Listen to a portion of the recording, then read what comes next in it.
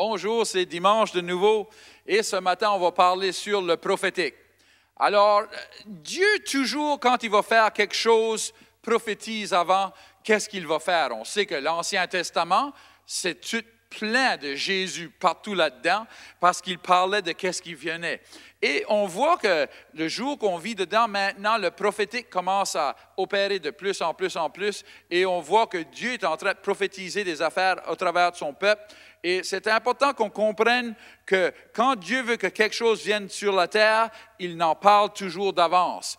Et le Saint-Esprit est là pour nous montrer des choses qui viennent. Alors le Saint-Esprit est où le prophétique travaille au travers de nous.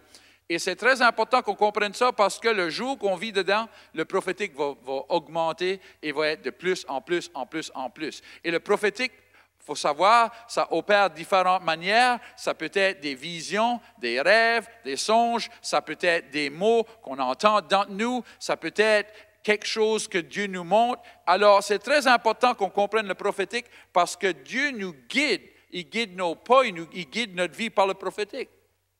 Gloire à Dieu.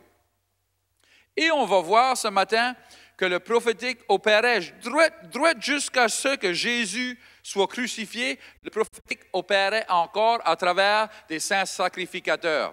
Alors, on va voir ici dans Jean 11, 49, ça dit, l'un d'eux, Caïphe, qui était souverain sacrificateur cette année-là, leur dit, vous n'y entendez rien. Vous ne réfléchissez pas qu'il est dans votre intérêt qu'un seul homme meure pour le peuple et que la nation entière ne périsse pas. Or, il ne dit pas cela de lui-même, mais il était saint, il était souverain sacrificateur cette année-là. Il prophétisa que Jésus devait mourir pour la nation. Vois quelqu'un qui ne croit même pas dans Jésus. Il ne croit même pas que Jésus est leur Messie. Et il prophétise que Jésus va mourir pour eux. Gloire à Dieu. Parce que Dieu parlait encore au travers des saints sacrificateurs et des souverains sacrificateurs. Et c'est important qu'on comprenne que ceci, c'était important parce que qu'est-ce qu'il disait, c'est qu'est-ce qu'il venait. Dieu est en train de lâcher sur la terre des mots. Et Dieu prophétise toujours qu'est-ce qui va se produire avant que ça arrive. Gloire à Dieu. Et c'est la même chose dans notre vie. Alors ici, on voit que le souverain sacrificateur est en train de prophétiser. Il ne sait même pas qu'il prophétise. Ça juste sort de lui. Dieu parle au travers de lui. Dieu utilise ses mots pour envoyer quelque chose sur la terre pour eux. Et on va voir ce matin que ça continuait. Ce n'est pas la seule place. Il y a d'autres places que ça ne nous dit pas. Comme là, ça nous dit plein. Il prophétisait. Mais il y a d'autres places que le peuple de Dieu parlait des choses. On va voir ce matin, il parlait des choses. Il ne savait même pas qu'est-ce qu'il disait, mais c'était des choses prophétiques. C'était des choses que Dieu parlait au travers d'eux pour eux. Et on va voir ça ce matin. C'est très important. Vous allez voir des choses que vous n'avez pas vues avant. Gloire à Dieu. Matthieu 27, verset 24, c'est une de ces places. Puis je m'en rappelle ceci, ça me troublait tout le temps. Puis je vais vous montrer ce matin, ça me troublait, mais là, Dieu m'a montré, et là, j'ai vu, gloire à Dieu, ce n'est pas une mauvaise chose, c'est une bonne chose, gloire à Dieu. C'est ici, verset 24.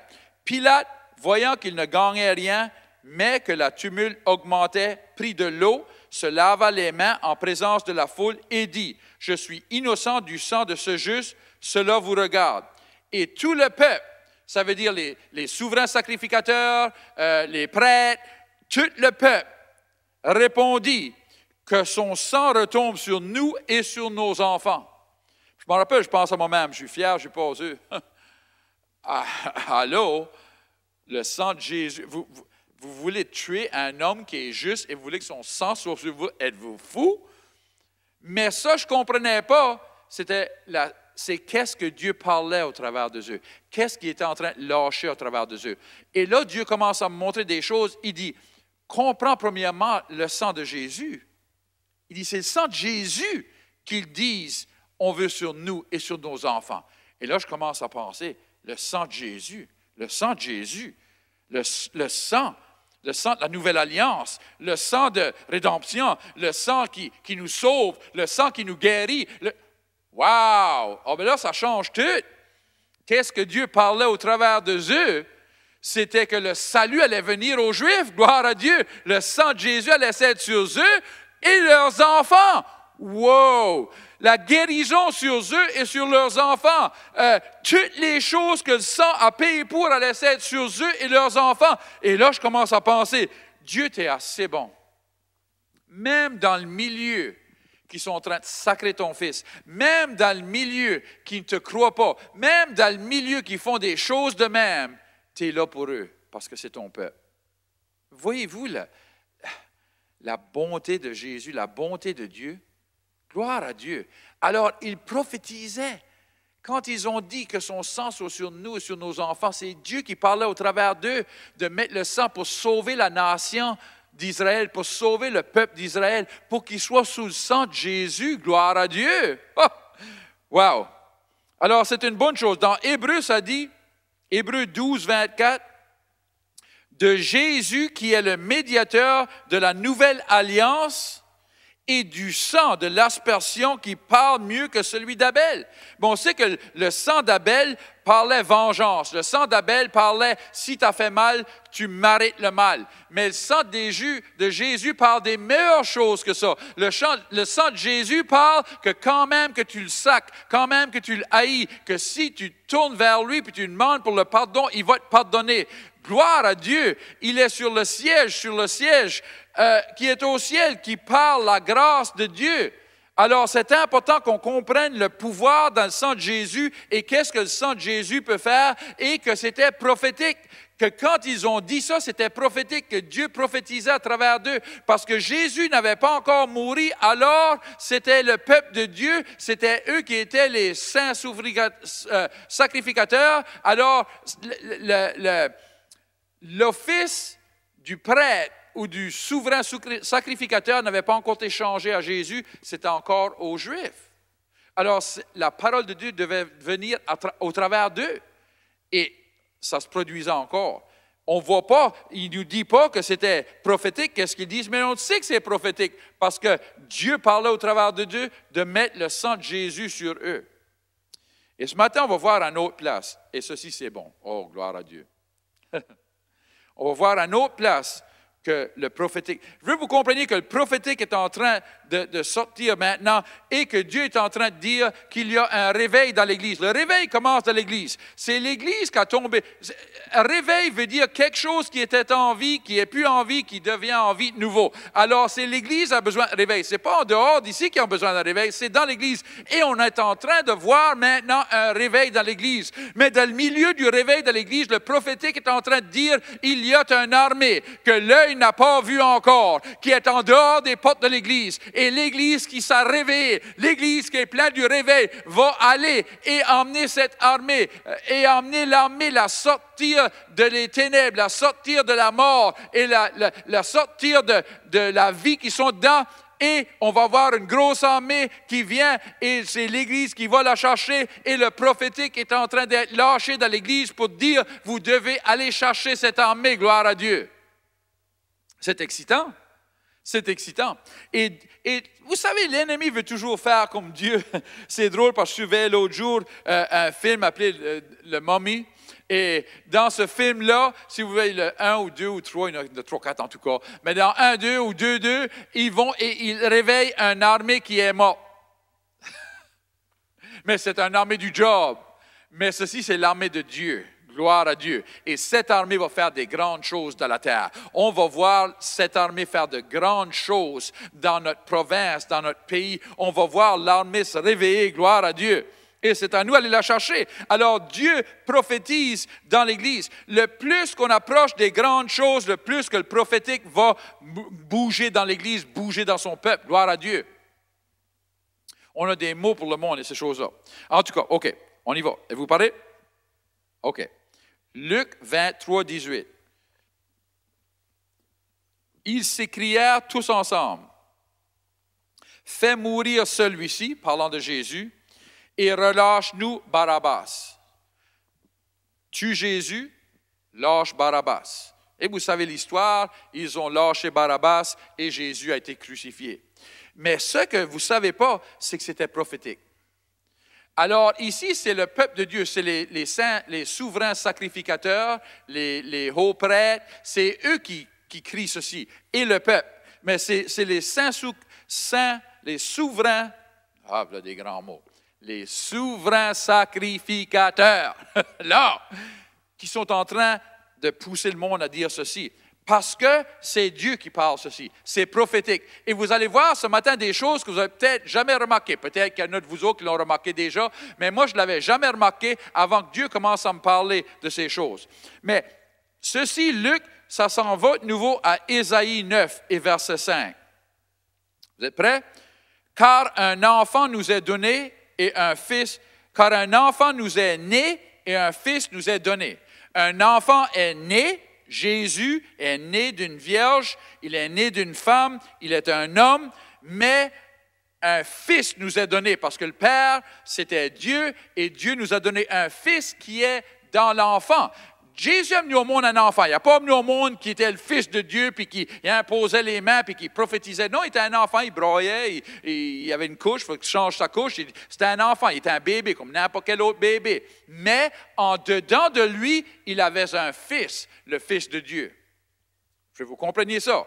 Alors, la coquille, c'est un homme, mais en dedans, la graine, c'est le fils de Dieu. C'est la meilleure manière que je peux expliquer ça. Là, on retourne de nouveau à Luc. OK? Ils s'écrièrent tous ensemble, « Fais mourir celui-ci, ou tuez l'enfant, ou tuez Jésus. » Êtes-vous prêts? Oh, oh, oh. Et relâche-nous Barabbas. Comprenez qu'est-ce qu'il disait. Comprenez des mots et des noms. Nous autres, on a des enfants, tous nos enfants, on a prié avant de les nommer parce qu'on sait que des noms, c'est très important. Et ici, on a un nom et souvent, on pense juste à Barabbas, c'est un mauvais gars, c'est un meurtrier, mais regardez son nom. C'est Dieu qui lui a donné ce nom-là. Et regardez son nom, qu'est-ce que ça veut dire? Si vous savez les langages, Bar, c'est fils de. Alors, tu as Bar Jésus, Bar Jonas, Barabbas, c'est fils de et qu'est-ce qui est écrit après? Et comprenez qu'est-ce qui est écrit après, c'est Abba, qui est, vous le savez, Père. Alors, c'est fils du Père. Wouh!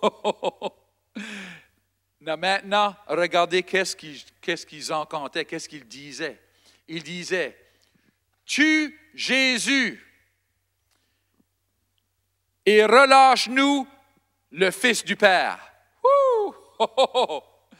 Ils étaient en train de dire, Ésaïe, tue l'enfant, relâche le Fils. Ils étaient en train de crier, tue Jésus, relâche le Fils de Dieu, tue la coquille, casse la coquille et relâche la semence du Fils de Dieu. Et ce jour, il y a encore des fils de Dieu qui sont relâchés quand on vient et qu'on vient au pied de Jésus et qu'on vient à la croix où il a mouru pour nous autres. Ils étaient en train de prophétiser que quand Jésus allait mourir, quand l'homme Jésus allait mourir, le Fils de Dieu allait se lâcher et il allait comme une graine, il allait avoir une semence et une récolte de Fils de Dieu. Gloire à Dieu. Hey, c'est pas bon ça? Avez-vous déjà vu ça? Peut-être vous avez déjà vu ça. Moi, je n'avais jamais vu ça. Quand j'ai vu ça, parce qu'un matin, j'étais là, puis Dieu dit, as-tu déjà pensé au nom Barabbas? Qu'est-ce que ça veut dire? Je dis, ben non, c'est un mauvais gars, je n'ai jamais gardé son nom. Il dit, ben regarde-le de nouveau, parce que c'est moi qui lui ai donné ce nom-là. Parce que Dieu est assez bon que quand ils ont été là, tu penses, c'est les souverains sacrificateurs, c'est le peuple de Dieu, c'est eux que le prophétique travaille encore à travers, parce que Jésus n'a pas encore été à la croix, alors l'office du prêtre n'a pas encore été changé, l'office du souverain sacrificateur n'a pas encore été changé. Alors c'est encore eux qui doivent parler les mots prophétiques, et c'est les mots prophétiques qu'ils disent, c'est « Crucifie Jésus et relâche le Fils de Dieu ». Oh, oh, oh, oh. Gloire à Dieu! Dieu est si bon. Il est si bon. Ce matin, il y en a peut-être de vous autres que vous n'êtes pas encore partis, vous n'avez pas encore devenu fils ou fille de Dieu, vous n'avez jamais donné votre vie à Jésus, vous n'avez jamais pris le sang de Jésus sur vous pour le pardon pour vos péchés. On veut vous donner cette chance ce matin. Si vous êtes en train d'écouter, puis vous n'avez jamais confessé Jésus comme votre sauveur, je vais vous donner cette chance. Et vous pouvez devenir fils ou fille de Dieu. Vous pouvez devenir une nouvelle créature aujourd'hui. Dans Romains 10, 9 et 10, ça dit que si que vous croyez que Jésus est mort et ressuscité d'entre les morts pour vous et que vous le confessez comme votre Seigneur, vous serez sauvés, gloire à Dieu. Et votre vie commence à nouveau, vous êtes né à nouveau. Alors on va prier. Seigneur, je te remercie d'avoir envoyé Jésus, ton Fils. Pardonne-moi de mes péchés. Pardonne-moi de mon passé. De ce jour ici, je vais te suivre dans le nom de Jésus. Amen. Vous avez prié cette prière, on est fiers pour vous et vous êtes maintenant partie du royaume de Dieu. Gloire à Dieu. Trouvez une bonne église. Allez à l'église dimanche prochain. Si vous êtes à Moncton, venez nous voir. On est ici à 10h30. Si vous êtes dans une autre ville, trouvez une église qui est ouverte et allez à l'église. Que Dieu vous bénisse.